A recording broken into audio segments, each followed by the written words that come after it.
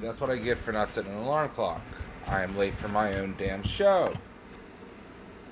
Hi. Y'all know me. We had a great conversation last night. I kind of went on a little tangent when it came to, well, when I started talking about racism. I kind of went off in a whole other direction. So, tonight I kind of want to touch back on what we were talking about initially last night when it comes to male rights, as far as for being there for your kids when you're actually a give a damn father. And you want the best, and you have the best intentions for your kids. So it's just, so I gotta be up at 7. Well, I gotta be at work at 7. So I'm just doing a real quick video. But anyway, just wanted to touch back on some things. I actually need to call you. What's up, dude? But yeah, so touching back on father's rights again, you know, as far as when it comes to child support and things like that, and being, you know, I mean, it's funny when you want all this stuff from us, but then even if we work 2 or 3 jobs, it ain't enough, man. So you end up doing more for nothing. Like right now, I pay child support, and my arrears grow exponentially yearly, because no matter how much I pay into it, there's still an interest, and you can't get that off. So, but really, yeah, I'm going off tangent again. Actually, I just want to talk about Christmas, really. It's a great time of year. Like I was mentioning in a prior conversation, this is also, you know, the year for the most suicides nationwide. Not a whole lot of people think about that. And I want to touch base on it again because I feel it's important to be known. You know, that, yes, this is a joyous time of year, but for some people it stresses them out so bad that they don't know what to do. My daughter's about to come in on me. So, you end up getting caught up in situations and things that bring you down. Well, come here. If you're going to wreck my video, at least pop your face in the dang thing. Say hi to everybody. Say hi. Don't you touch my screen.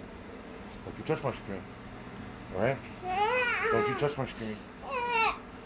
Alright? Don't you be that way. She's touching. She was going to try to touch my screen. But anyway, like I was saying, I mean, there's people out there that actually can become suicidal at this time of season, especially when you're getting close to Christmas. The hustle and bustle and everything else. Hey, look. JR says hi. Say hi, JR. Say hi, JR. Say hi, JR. Oh, come on. You see? He's right there. Say hi, JR. No? Okay. Oh, yours. Don't touch it. So like I was saying, and people get depressed, and people get ill, and things happen, and next thing you know, for some reason, they might not see a way out, and they do it. So, everybody's saying hi to you, Celia. You've kind of taken the show. Hey, cousin Michael. And even for veterans, okay? Let's bring that up again. You know, because my cousin, he's a veteran. And, when I think about that, especially around this time of year when you have so many veterans that are homeless and things like that those are really the people we need to worry about. You know, we spend millions a year taking care of other countries and their problems and their issues and things like that, and even churches with their outreach centers. Not that there's anything wrong with that. Before I go into that, there's nothing wrong with that, with the outreach centers for God. But instead of reaching out, why do we come back in? I mean, we have millions of people on the streets yearly, daily. I mean, right now you got people going on this cold. 22 vets a day. Is that the average? Is that actually a national average? Is that what that is, Michael? 22 vets a day. I'm assuming that's going on the suicide rate. 22 vets a day. Wow. And think about it. Those people fought for us so we could do what we're doing right now. And we're letting them go. That should hurt. That really should hurt. You know, those are the people that we need to go out and find. And give them a hot plate. You know, give them a food. Hell, give them a goddamn blanket. You know, if you're feeling really generous, you know, there's like $30 and $40 motel room nights. Wouldn't that be a great Christmas present to somebody that's homeless? Hey, buy them a hotel for the night. Comfy bed, warm towels. Hey, it'd be cool. Wait, okay, that is not an average. That's the true number. Okay, that is a true number. I'm sorry, Michael. Thank you. That is a true number. 22 vets a day take their own lives. 22 vets a day. Wow, somebody do some math real quick. There's 365 days a year.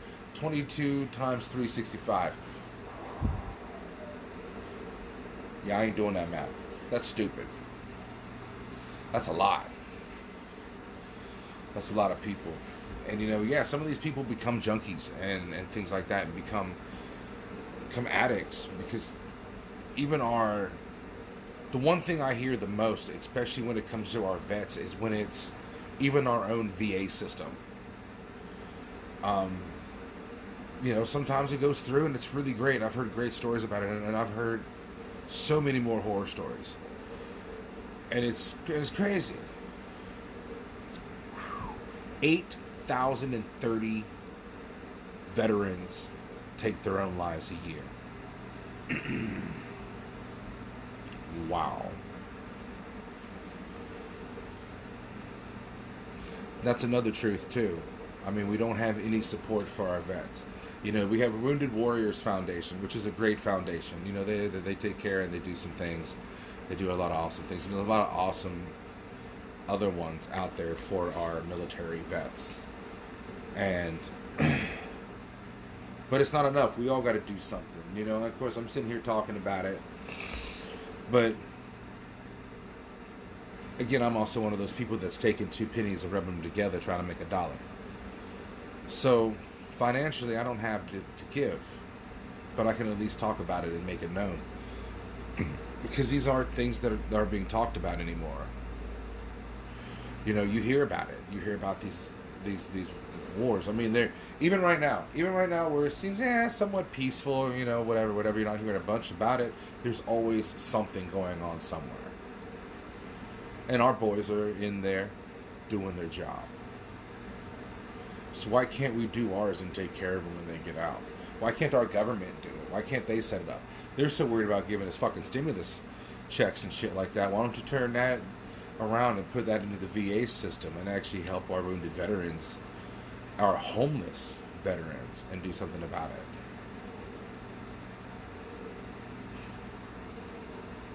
Sounds interesting, right? It's an interesting concept. So there's always something, and these boys are always coming home, and they need help. They need our help as a community. Let's not even go nationwide. Let's just go as a community, because I'm sure somewhere, somehow, you can maybe, except if you're in a major metropolitan city, Michael. If I wanted you to shut up, I'd tell you to shut up. So, and they want to take from the VA. So instead of adding, they're wanting to take away more, which is leaving even more of our wounded veterans out there in the cold. I'm sorry, it get cold in New York. It can still get cold in Louisiana. I've seen it get cold in Florida. Rarely happens, but you know, it can. At least at night. And we have cities inside of cities where it's just people that are homeless, all bundled up in one, you know, tents and things like that. You know, that was always the weird thing about living in Louisiana. Baton Rouge wasn't really that bad. I mean, yeah, you had them, but they weren't really there, like talking about.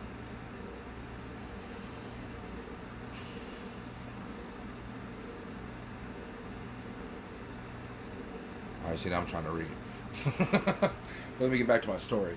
So, like I was saying, living in New Orleans, that was always the weirdest thing. You know, because you have such a smorgasbord of people. You know, you got hippies, you got homeless people. You got people that look homeless that are about to rob you blind. Street peddlers and things like that. So it's always a mixture of people. But you go outside of the party life and you see the real city. You know, find those major on and off ramps to I-10 and, you know, 610 and all those that are in town, you know, especially around the dome. And it's crazy. It's crazy the amount of people that are homeless that are underneath these places. And it's nuts. It's absolutely nuts. I just can't think of any other word to say.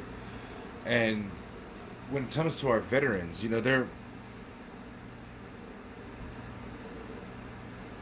some of them are so mentally destroyed because of the things they did, that they need extra help. They need that mental support. They need to be able to get into those places to help them. Because some people aren't as strong as others, or the things that you see, I can't sit there and actually describe it to you because I don't know.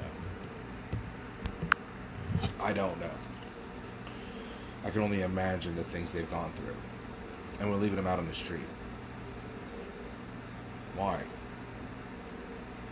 Why can't we help our vets? And like my cousin was saying, and like Megan pointed out, 8,030 vets take their lives a year. Well, Michael, honestly, you need to keep talking. Right now, I'm actually working on getting my computer, monitor, and mic together. Once I do that, I'm actually going to get on Zoom, and you and I can go back and forth on this so I can actually have an actual show. That's what I'm working towards. So everything I'm doing right now is just to see if anything I'm doing is going to take off. So that's why I feel so strongly about these videos that I do, because I feel that these are issues that we don't talk about that need to get out. So share my videos, guys. Share them. It's not that hard. But this is something I do feel passionate about, especially when it comes to our veterans, because I did want to join the military and was unable to due to health reasons. You know, like I said, my cousin Michael, he went. He was Army. I really don't know everything that he did, and I feel better that way. At least I know he was a part of it. I've seen his pictures. I know where he was at. So, and I do, and I thank him for that service, and I thank all my vets for everything they've done. Present, future, past, all of it. So, we need to get in there. We need to become one with our voice. We need to all work together when it comes to getting our veterans the mental, physical, just overall health that they need, the housing, the job markets. I mean, God, how hard is it to be a greeter at Walmart? If you're old, if for older, I'm talking about older people. You know, the older people. You know, why can't they? Why can't we set them up this way? Why can't we help them more? Set them up with jobs. I mean, God, one of the selling points to the military is, hey, we'll train you, we'll teach you how to be successful. When you get out, you have college training and everything else. Where's that at? I mean, I know my cousin did it. Michael did it to go to MMI. So, I mean, I guess that worked. Sorry, cuz, I love you. But, yeah. And that happens all over, too, Michael. I mean, that's another great point right there. You know, the military puts meds into them to help them cope and get over things, and then they end up getting hooked and addicted to it, and then, like you said, now you have this once was proud military man sitting in the street corner waiting to get his next hit, begging for change. We did that to them, and they fought for us. So, interesting concept. Something to think about. So, tonight's video isn't going to be that long. Like I said, I got some other things I need to do. But I did say I was going to do a video. And I think Michael, my cousin, I think you're right. This is something that you and I need to actually set a show up for. And actually do it proper. Have you on one end, me on the other. And us actually talking about it. Because you could actually use Zoom on your phone. So you don't actually have to have a computer. But it's easier. It would be easier on my end because then I have to run different programs to link them up to send them out. So anyway, when it comes to Christmas, you know, if you got it, hell, even if you're in a drive-through, if you're in the fucking drive-through, and when you drove in, you've seen a homeless person. And you can tell they're known to be homeless. You can tell the people that are really homeless and the people that are just trying to get money out your ass. Because there are scammers out there in every way, shape, and form. But the true homeless, if you see them and you're in the drive-thru, what's wrong with grabbing them a $2 or $3 meal?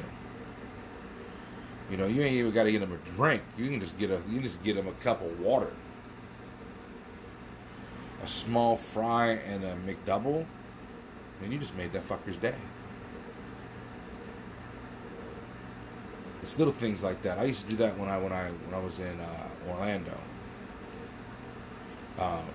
Hell, I even had a dude that would come to my house and shower once a week before I got married.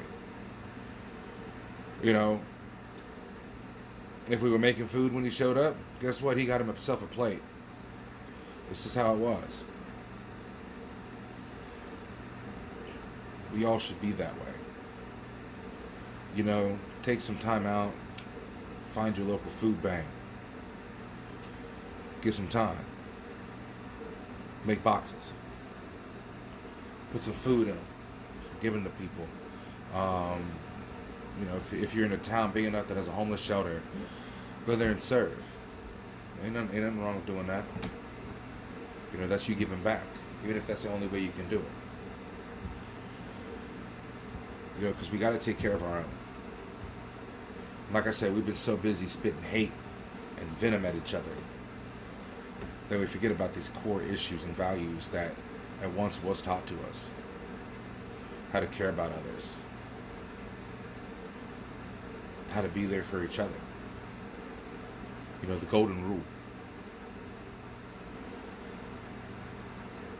It's something we should never forget. That's a core value. Especially the golden rule. Treat others like you want to be treated. It's very simple and elegant, but untaught anymore. So anyway, that is my thing for the night. That's what I'm going to go with. I will not be doing anything the next 2 nights. Tomorrow night, I'm going to be at brother-in-law's house. Going to get Celia hooked up with some gifts there, I guess. So I probably won't be home in time. And of course, Christmas. So to everybody out there, thank you for watching. Merry Christmas. I'll pick back up on the 26th. Hopefully I'll have a topic to talk about then. So, one love. Peace.